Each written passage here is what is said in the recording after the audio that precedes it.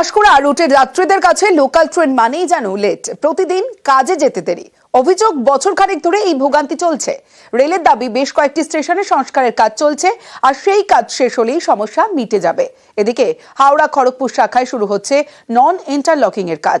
30 April থেকে 18 মে পর্যন্ত কাজ চলবে। এর জেরে 19 দিন বাতিল প্রায় 250 ট্রেন, ফলে সামনে চরম ভোগান্তি। এ নিয়ে রেলের বক্তব্য, নন ইন্টারলকিং এর কাজ দেশ জুড়েই হচ্ছে।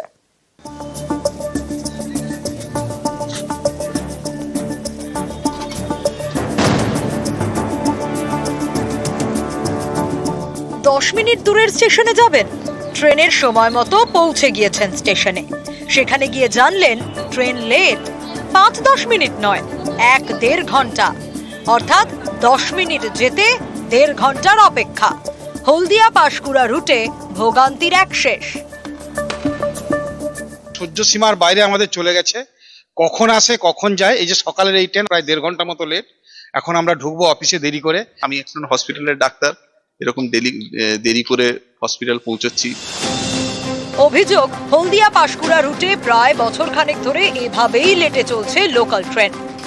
কোনোদিনও টাইমে ট্রেন পায় না, মোস্ট প্রবাবলি 1 ঘন্টারও বেশি হয়ে যায় আমরা ট্রেন হয়তো দেরি করে আসছে, তো আমরা তো টাইমে কোনো জায়গায় পৌঁছতে পারছি না। আর কি বলবো, আর বলেও কিছু হচ্ছে না। আমরা সেদিন ধর্মঘট করেছিলাম রঘুনাথ বাড়িতে, তারপরে দেউলটিতে একবার ধর্মঘট হয়েছিল, তারপরে 2 দিন ঠিক ছিল, তারপর আবার যেই কেসে। আমাদের আস্তে আস্তে বিকল্প ভাবনা ভাবতে হবে। ট্রেনের লোক সংখ্যাও ক্রমশ কমে যাচ্ছে। আজকে ট্রেনটায় ভালো লোকও ছিল না, এত বেশি লেট করেছে। রেল কর্তৃপক্ষকে বহুবার বলা হয়েছে, ডেপুটেশন দেওয়া হয়েছে, কিন্তু সমাধান হচ্ছে না। আমি জানি না কি হবে এরপরে। দক্ষিণ পূর্ব রেলের দাবি, বেশ কয়েকটি স্টেশনে সংস্কারের কাজ চলছে, কাজ শেষ হলেই সমস্যা মিটে যাবে।